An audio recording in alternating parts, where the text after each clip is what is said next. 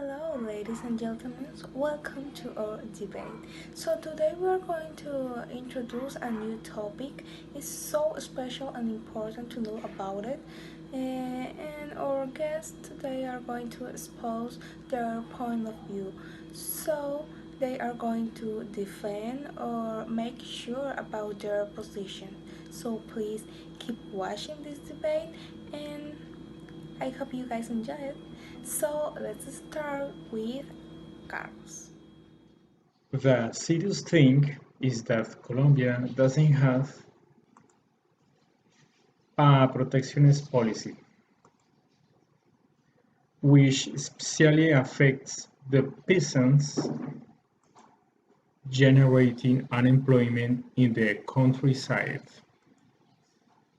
nor doesn't have a vision of the disasters can be generated internally and how to fix them when the free trade agreement is in place. Unemployment generated by the disappearance of the pymes, the total lack of protection by the state for the peasants, the massive displacement of the peasants or affect population who are looking for work or better opportunities in the cities. This is why it is not convenient to negotiate a free trade agreement with the United States. Thank you so much, Carlos. And on the other hand, our classmate Mary, please start exposing your point of view. Thank you. According to many experts, the free trade agreement between Colombia and the United States of America would serve to improve Colombian economy, or at least that was the main objective that they had when they signed this agreement. And to many experts, this agreement was the right decision to make. However, almost 9 years after this event, Colombia has not received as many benefits as expected when signing this agreement, almost 9 years ago. And the reason why beneficial results have not been seen is because this agreement is not balanced. It's not just me who thinks that, but also other academics agree. The fact that this agreement is not as beneficial as expected might come as a surprise to many, and it was even a surprise to me before I started my research. Why is this a surprise? Well, since the USA is one of the biggest international markets in the world, it's a little bit confusing or difficult to believe the fact that Colombia is not obtaining such good benefits from this giant market. And instead of receiving positive results, financially speaking, we are losing more than what we gain. An example of this are the statistics represented by Dane, D-A-N-E, in 2012, in which they say that Colombia had a surplus of $8,244 million. And as of 2014, a sustained deficit was generated. In addition, 2018 closed with a deficit, which represented a loss of $11,192 million, which is like 31.2 trillion Colombian pesos. So besides that, to give another statistic, national exports to the United States fell 54% of 2012 to 2016, and that caused a loss of 22 billion. and so far, no improvement has been shown.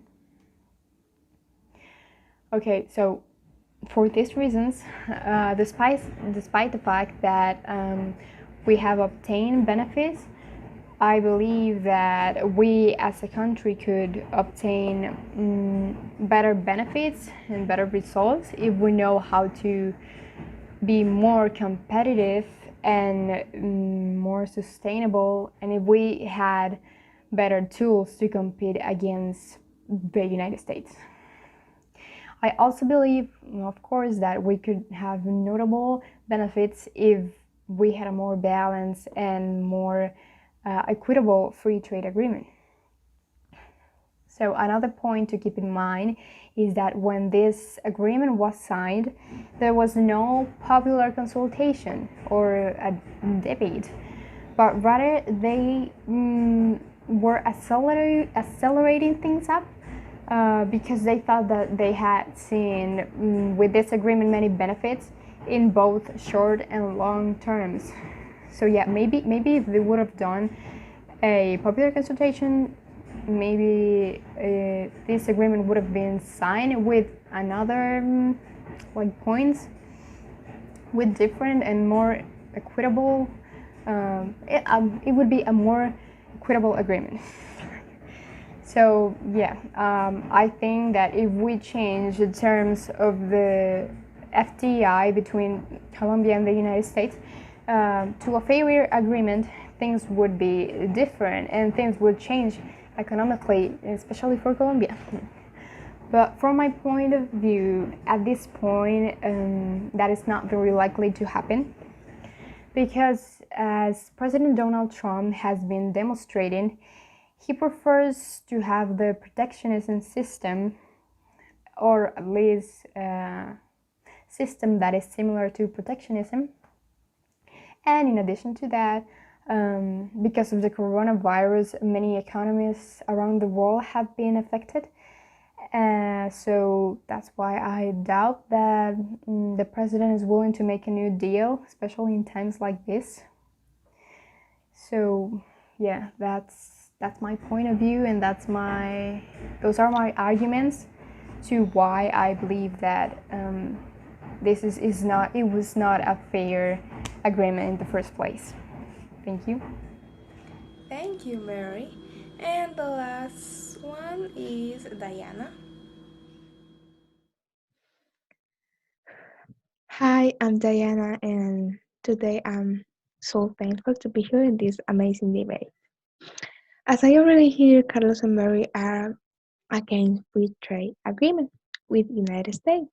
Everyone has a different point of view, and everyone wants to defend what they think is better, right? So today I want to do the same.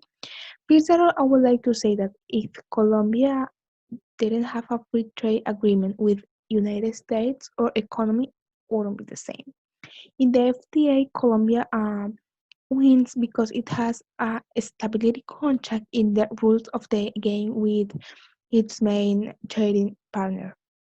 In an article called Free Trade Agreement between Colombia and United States, More Trade, More Employment, I found three benefits. In the FTA, access barriers that limit trade were eliminated, as well as tariffs for digital products. That's a good news. And in the area of direct purchase of forage products, citizens will have at their disposal a list of purchases, mostly duty-free, which can be accessed through e-commerce service. In this case, it should be noted that taxes can be eliminated.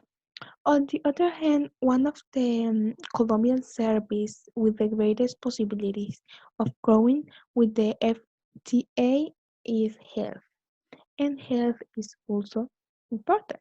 New technologies, software, digital animation, graphic communication in engineering and construction service. Also, the FTA spends competition financial service by establishing bank and insurance companies through branches, with capital incorporated in the country. Improve and drive the growth of economy, improve the quality of the polarization.